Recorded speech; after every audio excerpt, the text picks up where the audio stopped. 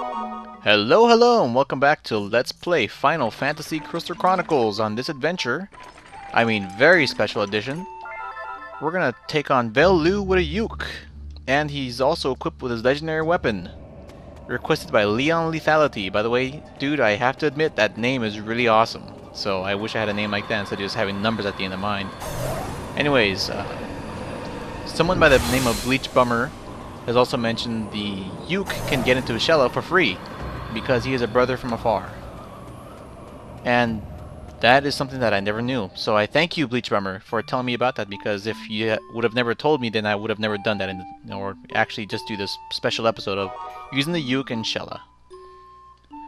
But I also want to try to get this guy's armor up, because this guy has pitiful defense for some reason. Although being a magic user, that does make sense, but in this game, usually you want to try to get your defense and other stats pretty high up there. So welcome to Avataria, the castle town again. Let's see if we can try to get myself some mithril armor, because for some reason Mars Pass doesn't sell it on even years. And that is the really crazy thing that I don't really like. So let's buy some stuff here. I'm taking this mithril cell just as a good form of defense for me, because I am not going to last very long if I try to attack some monsters, namely a griffin without any, with only a bronze helmet. So let's jump right in to get us some really good weaponry and see if we can survive this area for quite some time.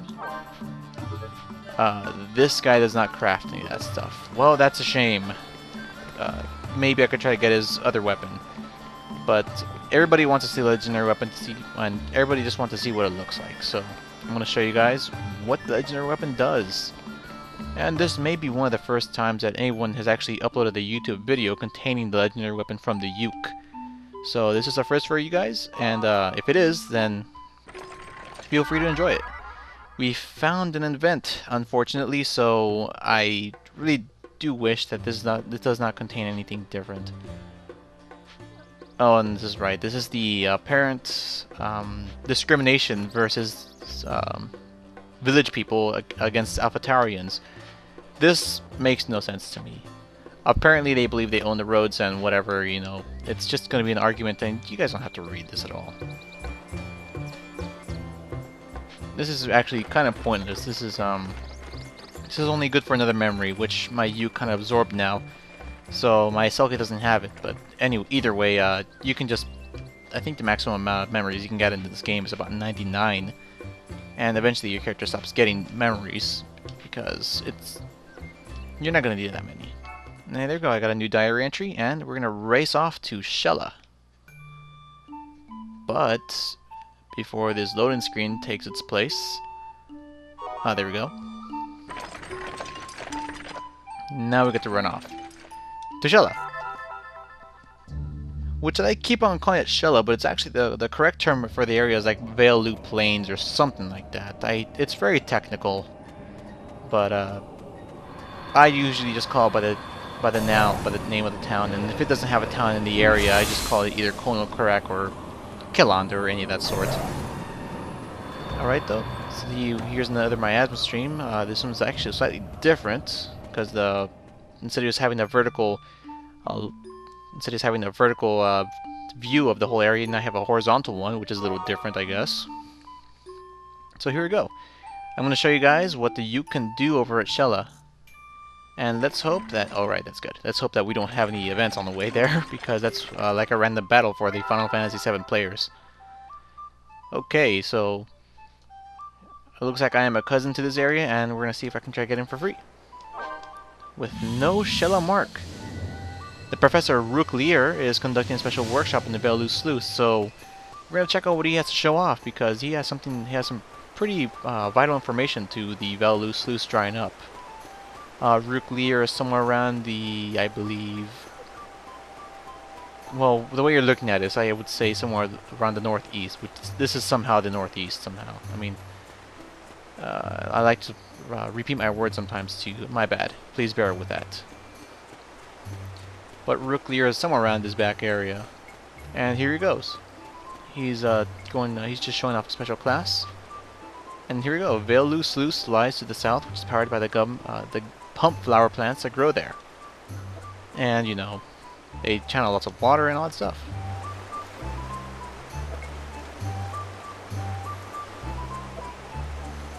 And this is what happens. You have to cast life on these pump plants, or pump flowers, sorry, I just keep on calling them plump for some reason, but that's how we revive them. So now we have the key information in order to beat Sluice, the dried up season. That's what I'm going to call it, because there really is no formal name for it. Or maybe it might be called dried up Velu. But now we get to leave this area and we learn some information. So now we get to take on Velu the old-fashioned way, instead of just being confused and running around like a moron. So here we go. Welcome to Sluice cycle number 2, dried up. We don't need to see this this little intro per se, but a lot of people do like the music here, so I may just leave it here just for some suspense, but maybe not, because it has a little beep at the beginning. It has a little beat, sorry.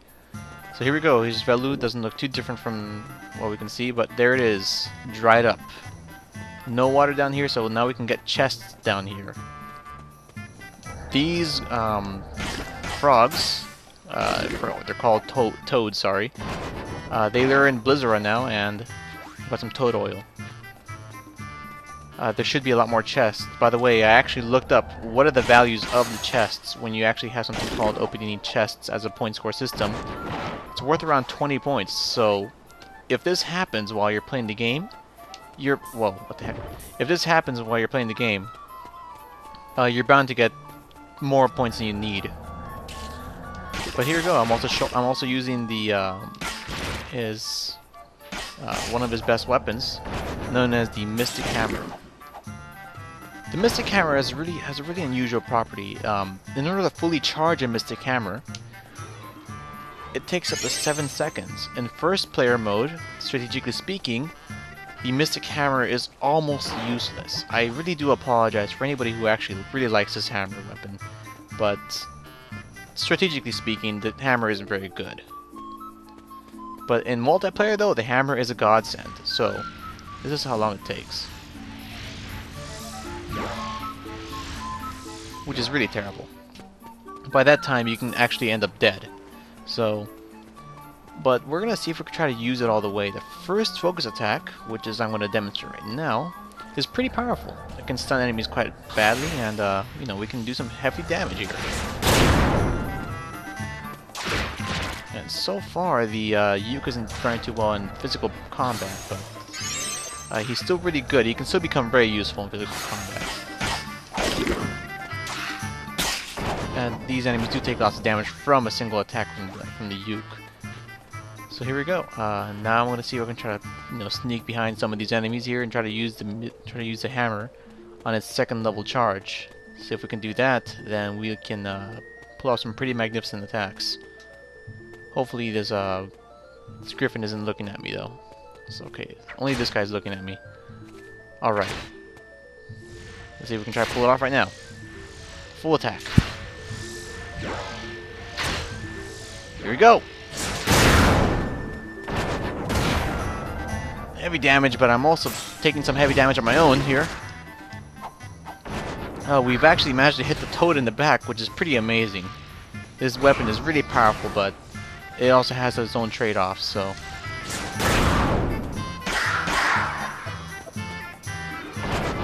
Okay, now we're safe. Alright, so... we picked up 2 marks of Jella, excuse me? We only need 1, but okay.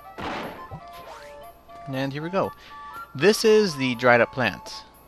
Only life will work on it, and you can also send your magic down there, by the way. But it needs to be a life spell, and this is why you can't pass Velu without the life spell, because you try to step on these switches and they won't work anymore. It's quite interesting, so let's go down here and see if we can try to find somebody with a life spell. Okay, there's an ice bomb here. Let's see if we can try to use a second charge on this guy. Here we go! The second charge isn't all that useful. You will always want to go for the final charge. The second charge will be about as strong as the first attack, so I like to say that it almost multiplies. this Griffin's gonna become a pain.